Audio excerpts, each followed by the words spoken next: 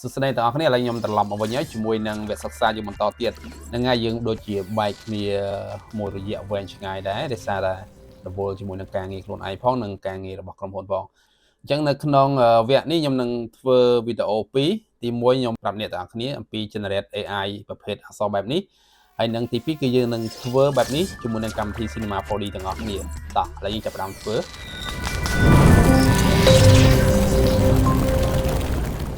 អូខេអ្នកនរគ្នាអញ្ចឹងយើងចូលមក Chrome ហើយអ្នកនរគ្នាវាយ Adobe Firefly មក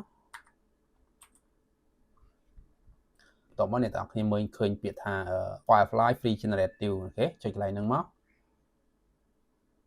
អូខេតោះមកនេះ Create with Firefly បន្ទាប់មកទៀតអ្នកទាំងអស់គ្នា sign in មកជាងខ្ញុំបន្តជាមួយនឹង Google របស់ខ្ញុំ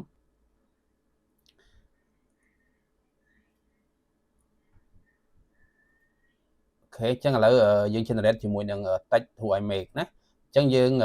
design អក្សររបស់យើងជាមុនសិនអញ្ចឹង style អក្សរនេះអូខេខ្ញុំឲ្យអ្នកទាំងគ្នាមើលនេះជាអក្សរដែលយើងវាយនៅក្នុង Photoshop ក៏បាន AI ក៏បានដែរអញ្ចឹងខ្ញុំដូរមក portrait សិនអ្នកទាំងគ្នាខ្ញុំយក 34 K visual ខ្ញុំទាញឲ្យខ្លាំងតិចមកហើយ reference អញ្ចឹងយើងទៅយករូបភាពយើងសិនណាអូខេអញ្ចឹងខ្ញុំយកអក្សរខ្មែរយើងមួយមកហើយខ្ញុំទាញវាយក strength ឲ្យខ្លាំងតិចមកណាបន្តមកទៀត style នេះជា style អក្សរអញ្ចឹង style អក្សរខ្ញុំយកលក្ខណៈបែបនេះសិនវាមិនដូច 100% ទេអ្នកនរគ្នាអូខេអញ្ចឹងយើងព្យាយាម generate សិនមកបន្តមកទៀតកន្លែង effect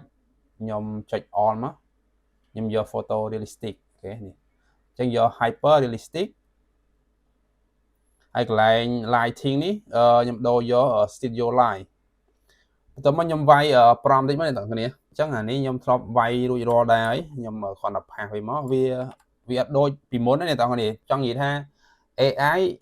យើង generate ទៅគឺវាអត់ដូចអ្វីដែលខ្ញុំធ្វើពីលើកមុនទេអានេះគ្រាន់តែថាខ្ញុំប្រាប់ពី workflow នៃ generate អក្សរ style ហើយនឹងវីដេអូអញ្ចឹងណា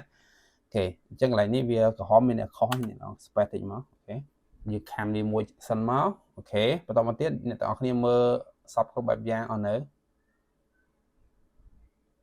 អូខេអញ្ចឹងរួចរាល់ហើយអ្នកទាំងអស់គ្នាចុច generate មកអញ្ចឹងយើងចាំវាបន្តិចមកណាអូខេអត់ត្រូវទេអញ្ចឹងយើង generate វាម្ដងទៀតមក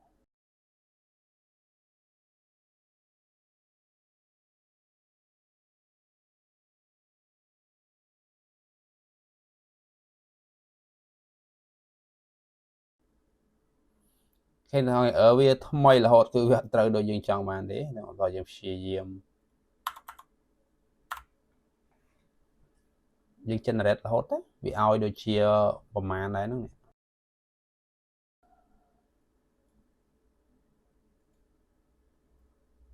យើងដូរ aspect ratio អញ្ចឹងយើងសាកដូរ style វិញមើល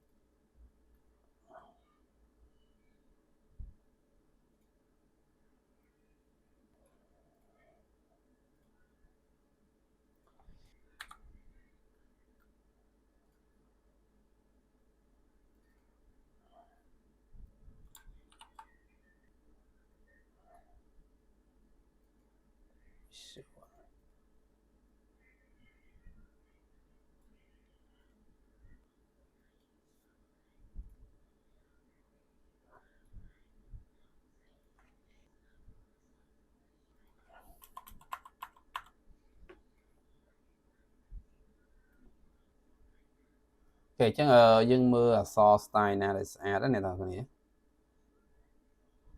អូខេចានេះ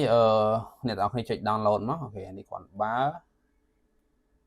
ហើយអានេះវាសាហាវពេកអូខេអញ្ចឹងអ្នកនរគ្នាស្រឡាញ់មួយណាយកនឹងមកប្រើមកណាអូខេអញ្ចឹងពេលដែល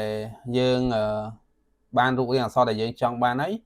អ្នកនរគ្នាចូលទៅកន្លែង icon នេះវិញមកយើងដូរទៅ generate video style ម្ដងអញ្ចឹងកន្លែងនេះយើងដូរមកពាក្យថា video ហើយយើងចុចពាក្យ generate អញ្ចឹងវីដេអូយើង generate មួយថ្ងៃដូចជាបាន12អ្នកនរគ្នាអាហ្នឹងយើង free ណាអូខេយើងចុច OK មកចានេះខ្ញុំយក Full HD ខ្ញុំយក vertical តទៅមកកន្លែងនេះខ្ញុំយក static អូខេបន្តមកទៀតកន្លែង first frame អ្នកទាំងអស់គ្នា download អាវីដេអូ រូបភាពដែលយើង download មិញមកអូខេយើងឃើញមួយណាស្អាតយកមួយហ្នឹងមកនេះយើង download មិញចំក្រោយគេណាអានេះខ្ញុំ generate ណាបងប្អូនអូខេឥឡូវខ្ញុំយកមួយណាក៏បានដែរឥឡូវខ្ញុំយកនេះចុះអូខេបន្តមកទៀតអ្នកទាំងអស់គ្នាgenerate បានតែ2ដងទេព្រោះរបស់ free អញ្ចឹងខ្ញុំផានេះសាកមើលសិនអ្នកទាំងអស់គ្នាហើយចាំខ្ញុំដាក់ link ឲ្យតាក់ទងមួយ generate video ហ្នឹងតែវាអត់បានដូចចិត្តយើងទេ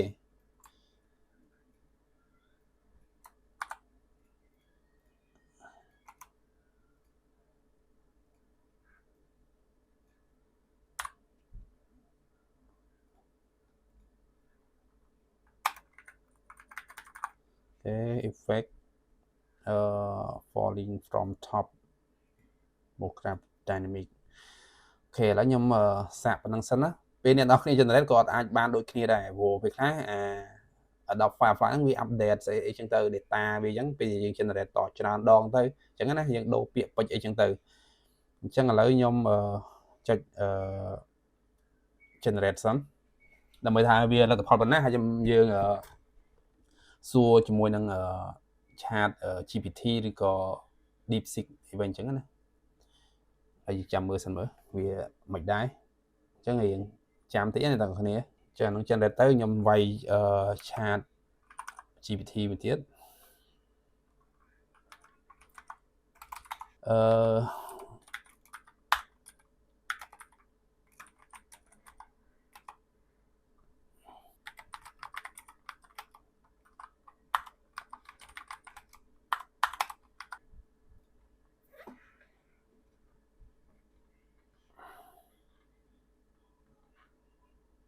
អូខេ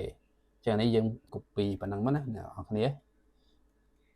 អូខេឥឡូវយើងមើលសមិទ្ធផលរបស់យើងសិននេះវាចេញមកហើយអូខេអញ្ចឹងវាចេញបែបហ្នឹងប៉ុណ្ណឹងអ្នកនរគ្នាអូខេ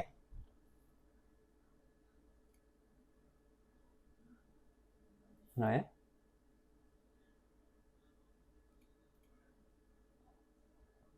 ពេលចឹងអ្នកនរគ្នាចុច download មក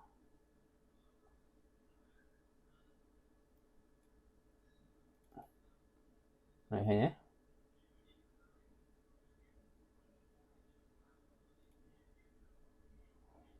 អូខេឥឡូវយើងមើលយើងដាក់chat GPT យើងមិញ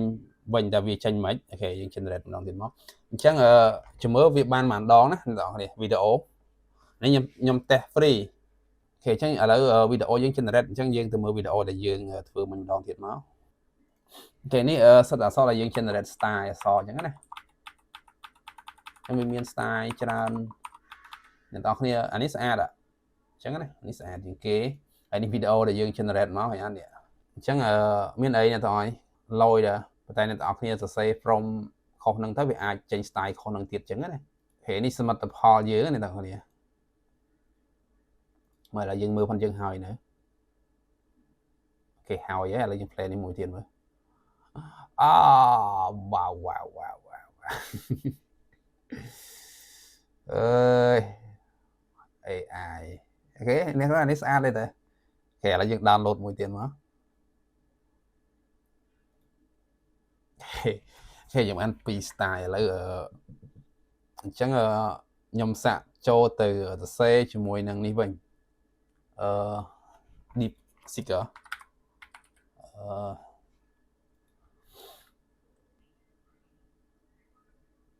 អូខេអញ្ចឹងខ្ញុំ copy អាមិញមកនេះអូខេអញ្ចឹងយើងផាសកន្លែងនេះមកអញ្ចឹងជាមើលចម្លើយរបស់ chat GPT ហើយនឹង DeepSeek ជាមើលមួយណាឲ្យតំណងខុសគ្នាឬដូចគ្នាវាខុសគ្នាហើយ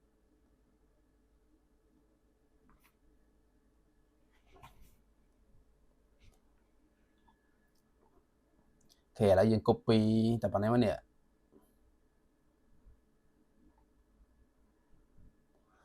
អញ្ចឹងឥឡូវយើងចូលតែប៉ុណ្ណេះសិនមកអូខេយើងផាសវាមកអូខេ generate មកអូអ្នកនរគ្នាអស់ហើយអ្នកនរគ្នា មកច្បាស់ហើយជាមួយតស្អែកសាក់ generate ទៀតតែវាឲ្យទៀតអត់ចឹងណាអូខេអញ្ចឹងចំពោះstyle អក្សរអូខេយើងចូលទៅមើលម្ដងទៀតមកអញ្ចឹងយើងបាន2 style អញ្ចឹងយើងអាចយកប្រើការបានដែរមានអីបើខ្ញុំធ្វើមិនបានបែបហ្នឹងទេមិនទៅវា detail ដែរនេះធ្លាក់មកអញ្ចឹងមានទឹកមានអីអញ្ចឹងមកស្អាតអូខេឃើញដល់គ្នានេះជាសមិទ្ធផលដែលយើង generate បានមើលទៅ aim frame ដែរហ្នឹងហេយើងមើលមួយទៀតមើលវ៉ាវអានេះរត់ដល់សាហាវអូខេអ្នកទាំងអស់គ្នានេះគឺជាសមិទ្ធផលរបស់ពួកយើងហើយអញ្ចឹងអ្នកទាំងអស់គ្នាយកទៅ generate ក៏អត់បានចេញអញ្ចឹងដូចគ្នាដែរវាអត់ច្បាស់ថាវាចេញមកដូចគ្នាអញ្ចឹងដោយសារតែកម្មវិធី AI គឺគេ update code server របស់គេរហូតអញ្ចឹងណាខ្ញុំនឹងនិយាយមិនឲ្យត្រូវទេប៉ុន្តែគេនឹង update រហូតអញ្ចឹងយើងអត់អាចវាយពាក្យប៉ុណ្ណឹងឲ្យចេញអញ្ចឹងដូចគ្នាទេប៉ុន្តែនេះគឺជា workflow ក្នុងការ generate ពីអក្សរធម្មតាទៅចេញជាអក្សរ style មួយដែលមានភាពស្រស់ស្អាតហើយយើងយកអក្សរដែលស្រស់ស្អាតនេះយើងអាចយក generate ទៅជា video animation បានអញ្ចឹងណាអូខេប៉ុន្តែអ្នកទាំងអស់គ្នាកុំភ្លេចរៀនធ្វើចលនាខ្លួនឯងអូខេបើយើងឲ្យ AI ធ្វើឲ្យគឺចេះតែ AI ទេអញ្ចឹងយើងអត់ចេះទេអញ្ចឹងខ្ញុំឲ្យអ្នកទាំងអស់គ្នានៅតែខំប្រឹងរៀនជាមួយកម្មវិធី 3D animation ការប្រើប្រាស់ជាមួយនឹងកម្មវិធី Blender Cinema 4D ឬកម្មវិធីផ្សេងៗទៀតអញ្ចឹងណាអ្នកទាំងអស់គ្នាអញ្ចឹងយើងអត់អាចពឹងទៅលើវាទាំងស្រុងទេតែវាអាចជួយយើងបានច្រើនគួរសមដែរណាអូខេអ្នកទាំងគ្នាអញ្ចឹងឥឡូវយើងនឹងរៀនធ្វើជាមួយនឹង style ប្រហែលនេះជាមួយនឹងកម្មវិធី Cinema 4D វិញម្ដងអូខេអញ្ចឹងយើងចូលទៅពាក្យថា file merge ហើយយើងទៅយកអក្សររបស់យើងមកអូខេតោះមកអ្នកទាំងអស់គ្នាចុចអូខេអូខេនេះជាអក្សររបស់យើងហើយអូខេយើងទៅមើល front view ចានេះខ្ញុំឆ្កឹះយកតែអក្សរមួយមកប្រើមកអ្នកទាំងគ្នា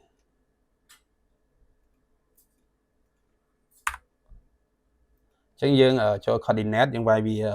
0មកវានៅកណ្ដាលហើយយើងបើក cube មួយមកធ្វើ guide អូខេអក្សរយើងតូចពេកយើងចូលទៅ to scale យើងចុច C ជាប់អូខេ scale មកអូខេយើងទាញខាត់លើតិចមកណាអូខេបន្ទាប់មកយើងលុប cube ចោលវិញ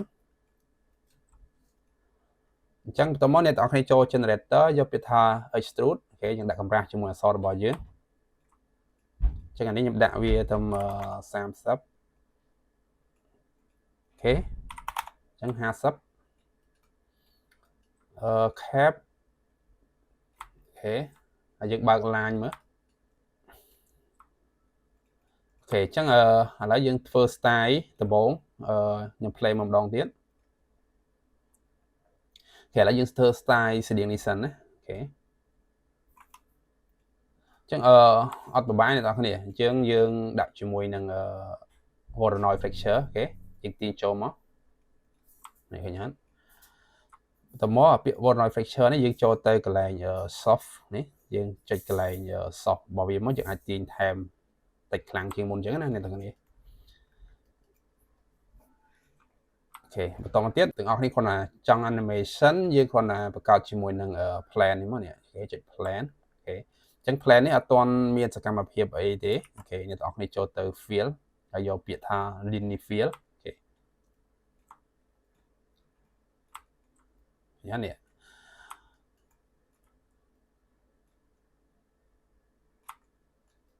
ូខេអញ្ចឹងអានេះយើងចង់ឲ្យវាខ្ពស់ចូលកន្លែង plan ហើយយើងចូល parameter នេះកន្លែង py នេះខ្ពស់នេះ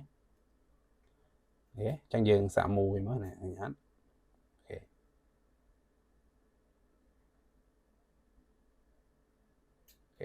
អញ្ចឹងខ្ញុំ rotate វាបន្តិចមកណាអ្នកនរគ្នាចូលជាមួយនឹង select ជាមួយ plan របស់យើងចូល coordinate អូខេយើងបវល់វាបន្តិចមកអូខេប៉ុណ្នេះអូខេ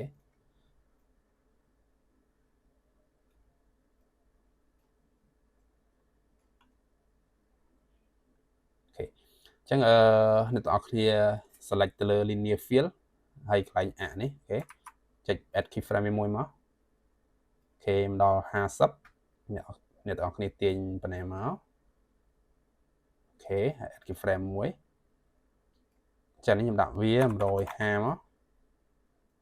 ដល់ពេល100យើងឲ្យវា slow mo បន្តិចអូខេចាំដល់150យើងទាញវាទៅខ្លាំងតែម្ដងអូខេអញ្ចឹងយើង play ម្ដងទៀតអូខេ slow mo អូខេអញ្ចឹងអានេះខ្ញុំលួចទាញវាមកខ្លះមក40 100 120អញ្ចឹងណាអ្នកនាង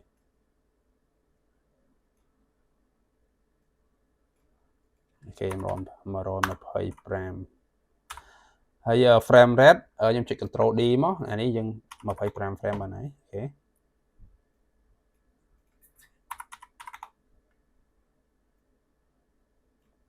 ទាញវាអញ្ចឹងមក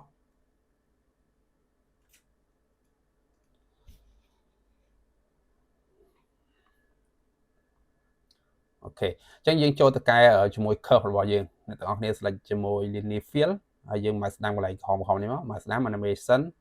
show f curve ឃើញទេនេះយើងខាត់លើតិចមកអូខេចាំខ្ញុំទាញតិចមក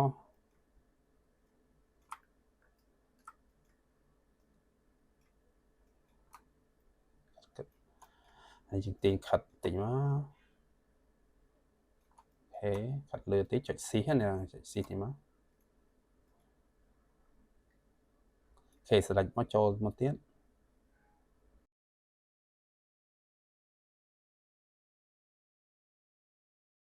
អូខេអញ្ចឹងអាហ្នឹង100អូ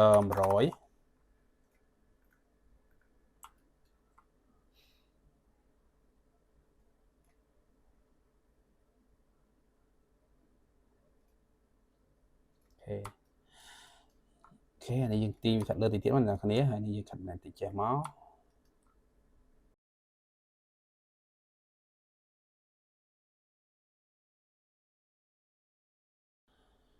អូខេចាំបន្តមកទៀតអ្នកទាំងអស់គ្នាឃើញវាអត់សូវ smooth ទេអូខេអញ្ចឹងយើងដាក់ជាមួយនឹង effector យើងមួយទៀតមកគឺ delay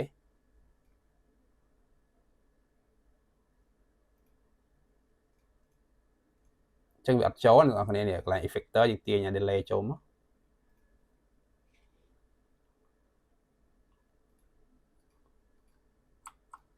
គេจะ select ចុច F ដើម្បីមើលម្ដងទៀត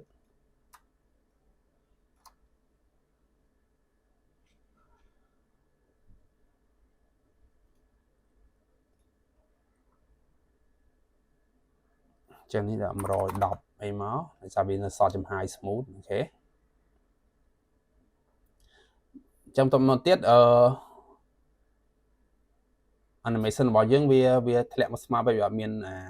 random ឬបបល់អញ្ចឹងណាអ្នកនរគ្នាអញ្ចឹងយើងចុចទៅលើ plan តមកទៀតអ្នកនរគ្នាចូលកន្លែង rotation នេះអញ្ចឹងដាក់វា360មកនេះអត់នេះវាវល់លឹបឃើញទេគេអញ្ចឹងទាញមកថែមទៀតមកអ្នកនរគ្នាវារៀង slow ពេក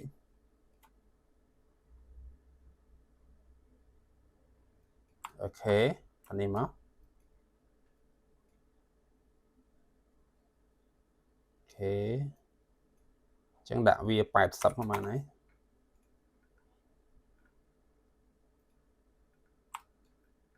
អូខេអញ្ចឹងយើងដូរមក setting standard ណាអូខេយើងដូរមក standard ធម្មតាយើងដាក់វា1420ដល់80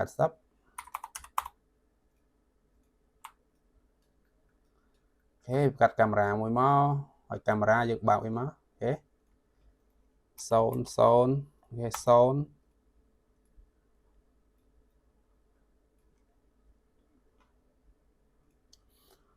ខេបន្ទាប់មកកន្លែងនេះអ្នកទាំងអស់គ្នាចង់ឲ្យវាធ្លាក់មករៀងទូចហើយធំក៏បានដែរណាអញ្ចឹងអ្នកទាំងអស់គ្នាចុចកន្លែង plan របស់យើងមកហើយចូលកន្លែង parameter អូខេ scale uniform scale អូខេនេះយើងដកអីមកឃើញទេបើដកទូចដកមួយមកគឺមកពីទូចតែម្ដងឃើញទេអូខេអញ្ចឹងlens នេះយើងដាក់80អូខេហើយយើងបន្ថយវាបន្តិចមកអូខេអញ្ចឹងឥឡូវ style យើងអូខេប៉ុន្តែបើសិនអ្នកទាំងអស់គ្នាចង់បានប្រភេទ shape ខុសពីហ្នឹងអ្នកនរគ្នាគ្រាន់តែបង្កើតជាមួយនឹង cube យើងមួយមកឥឡូវខ្ញុំបើក cube មួយសិនមកអូខេ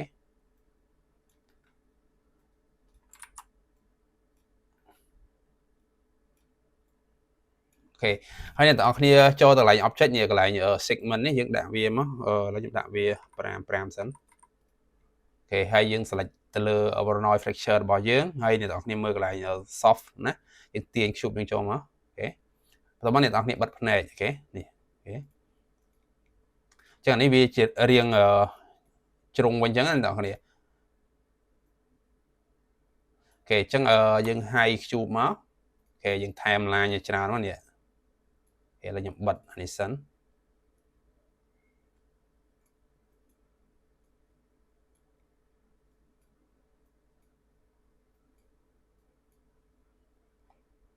ចឹងយើងចង់បាន style មិនក៏បានដែរអូខេគេយើងបើកវិញមកហើយយើងដោះកាមេរ៉ាវិញសិន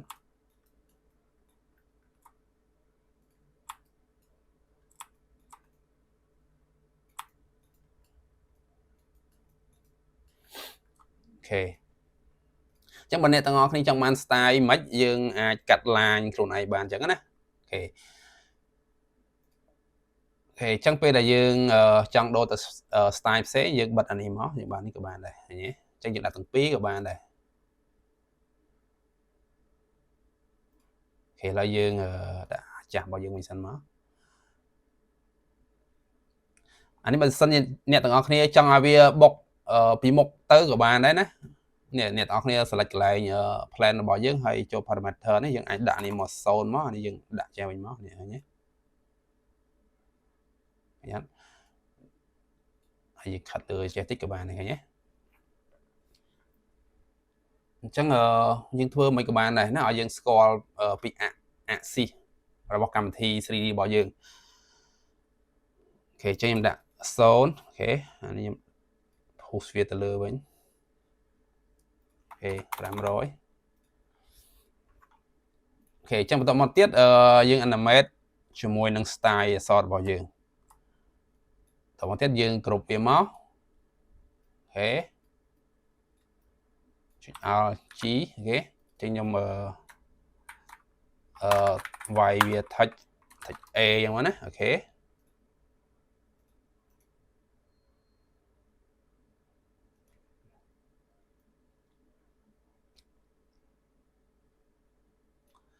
អូខេបន្តមកទៀតខ្ញុំចូលមកកន្លែងនេះបន្តិចអូខេចានេះខ្ញុំខាត់មកចំកដាលតិចមកហើយកន្លែងនេះខ្ញុំ rotate តិចមកនេះឃើញទេអូខេចឹងខ្ញុំ add keyframe កន្លែងនេះមួយ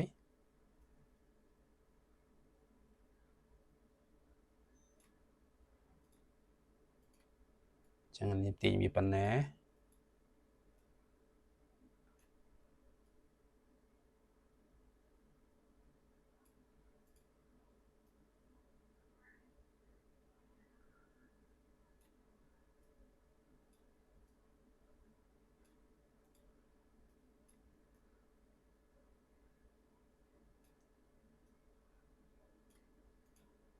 អូខេ play មើល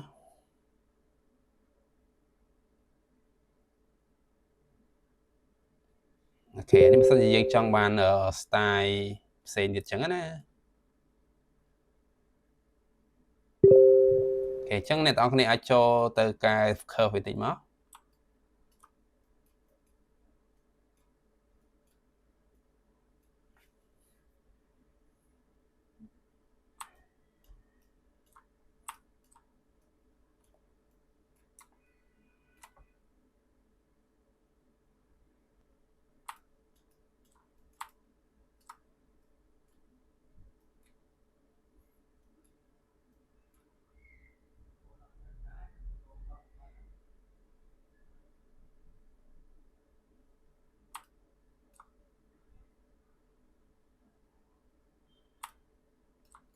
ចានេះយើងអាចឲ្យ smooth តិចក៏បានដែរណា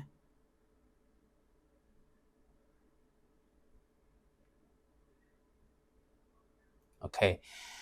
chẳng anh ấy những hơi mà style đó này chắc là những ai bật chỉ môi nâng color bao nhiêu bán cho object với nè color này okay okay colorize segment okay nè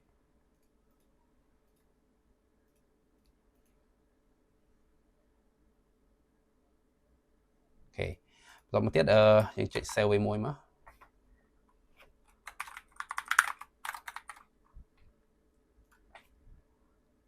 okay chẳng bắt một tiết như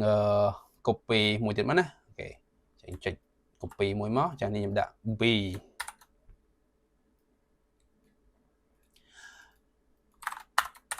okay b nhưng copy tiền chênh mất nè những tiền chênh như vậy nữa okay chẳng hạn ní mình bài sắp vậy vì nó là một mùi chẳng hạn ní nhập đạo về pi rồi chưa okay là nhầm lục nhầm bật đi sẵn này là hay nhầm bật này chỉ mùi thạch e dương mình sẵn mà okay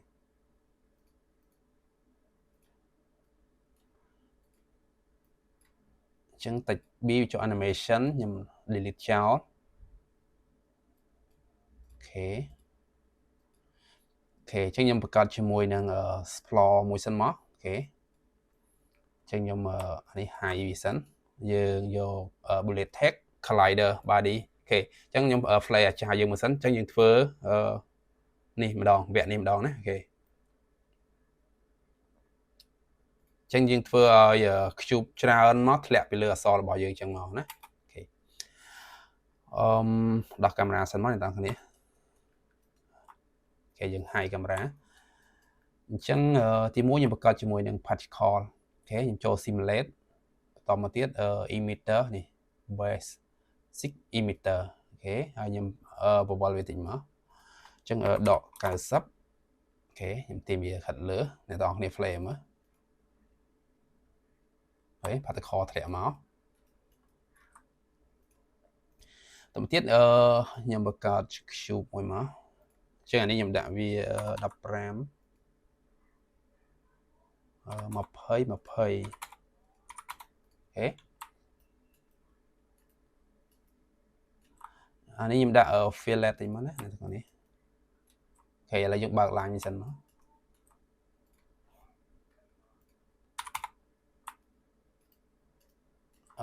tụi page làm hơi pram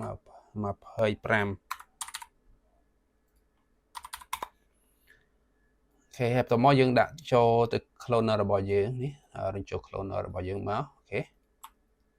chính cloner là bao dương dương bắt đầu cái lại mode more bị thảo object hay cái lại dương object dương tiền ở emitter cho mắt sorry dương tiền này particle group thì emitter ở làm nào cái okay chẳng là bị thẹn mỏi chẳng bị ắt pa hà so bao dương này chẳng dương đã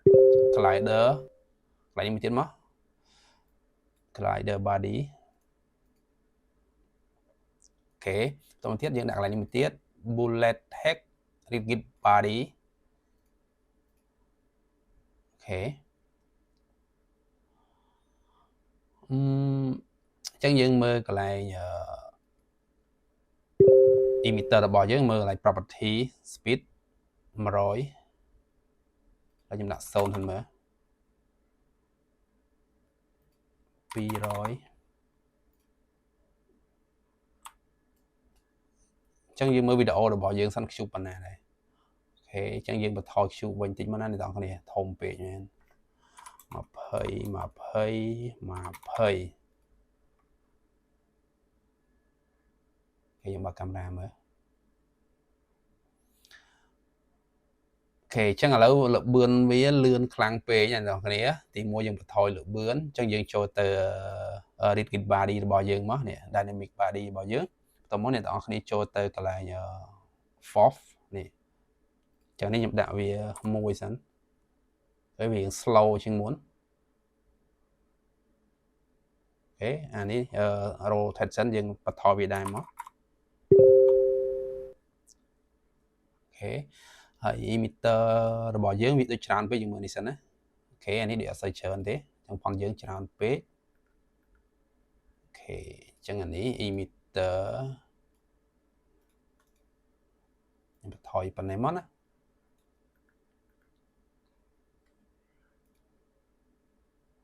អូខេហើយកន្លែងនេះកន្លែង red បន្ថយមក 50% បានហើយចឹងវាតិចជាងមុនហើយកន្លែង interact នេះឲ្យវាយឺតតិចអូខេហើយយើងបន្ថយកន្លែងនេះ 0.5 វិញ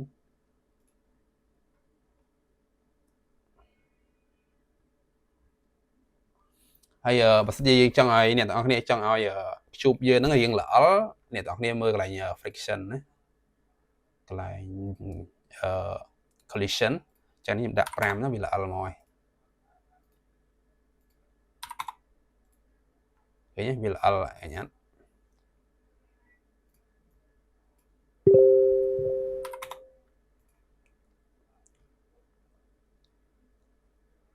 អូខេអញ្ចឹងយើង select ទាំងអស់មក collision ហ្នឹងយើងដាក់វា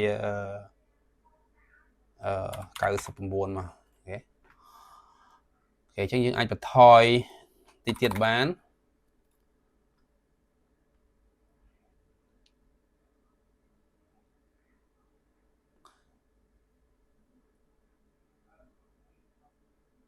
អញ្ចឹងemitter នេះអ្នកទាំងអស់គ្នាចូលកន្លែង property មើល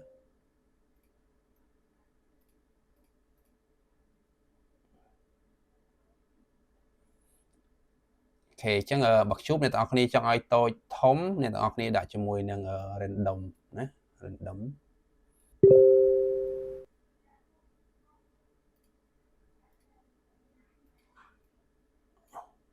ឃើញមានតូចមានធំអញ្ចឹងអ្នកទាំងអស់គ្នាហើយយើងអាចបវល់វាបន្តិចបានដែរ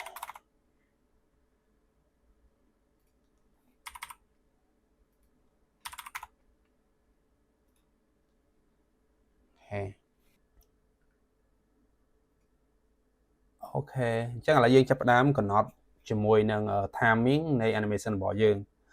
អញ្ចឹងដំបូងឡើយយើងបើកវាមកវិញមក A អូខេអញ្ចឹងមិនដល់នាទីទី80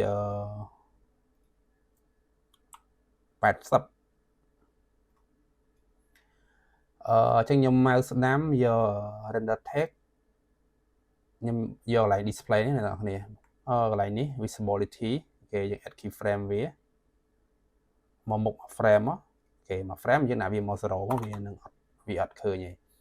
ហើយកន្លែងនេះយើង copy វាមកអូខេចឹងអានេះយើងដាក់វា100វិញយើងរុញវាទៅមុខមក frame វិញ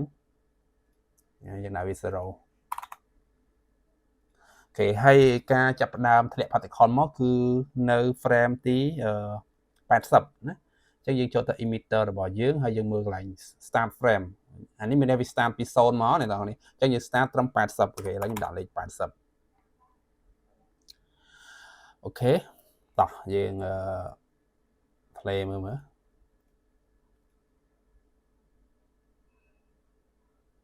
ូខេខ្ញុំបិទ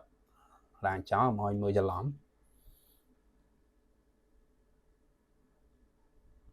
អញ្ចឹងពេលនេះចាក់ material ទៅអត់ load ទេអញ្ចឹងអូខេអញ្ចឹងជាមួយខ្ញុំចាក់ពណ៌ material ចេះទៅឲ្យច្រឡំគ្នាវា load ទៀតអត់ឃើញទេវាអត់ load ទៀតទេអញ្ចឹងអ្វីដែលយើងត្រូវធ្វើបន្ទាប់អ្នកទាំងគ្នាកុំឲ្យច្រឡំមួយ particle អញ្ចឹងយើងបិទផ្នែក particle របស់យើងមក